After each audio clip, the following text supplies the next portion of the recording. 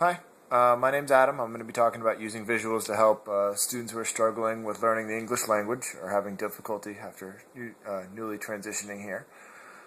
The ideal use is really going to be any grade level.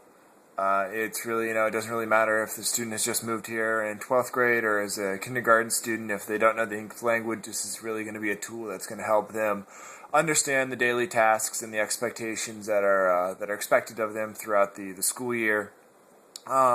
Any real level of oral language proficiency is really this can be helpful for, but obviously the more struggling the student is, the more useful it will be.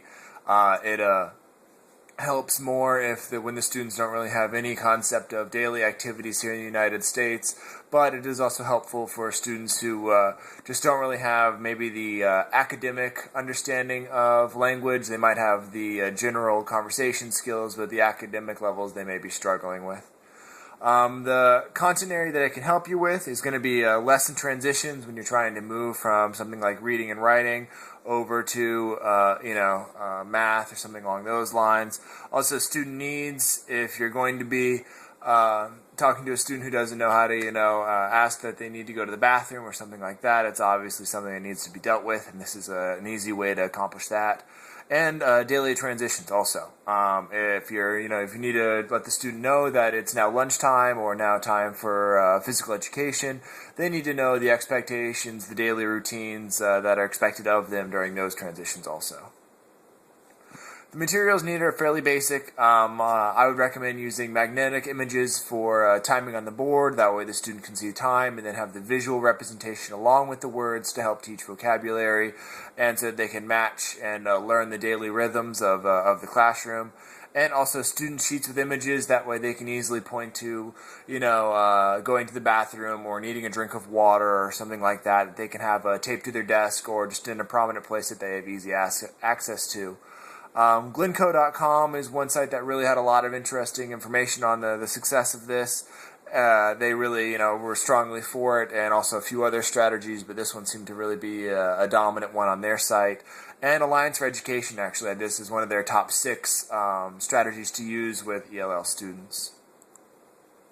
Here are some simple examples of a way you can use these strategies. Like I mentioned before, daily transitions.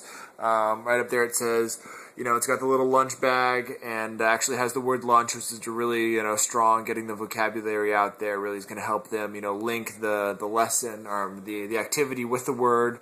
The next image is a student who's checking out a book at the library. I know it's a little bit blurry, but that's what's happening there. That would be another daily transition. And then the other one would be sports equipment, and it says physical ed for physical education or PE, so that they can start to learn different vocabulary.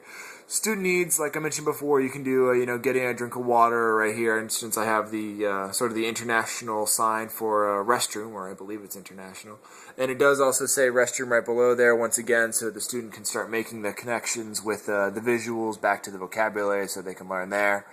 And lastly is going to be the lesson transitions. So they can move from writing to science to mathematics to that bottom one is actually a student reading a book, so that would be reading time there.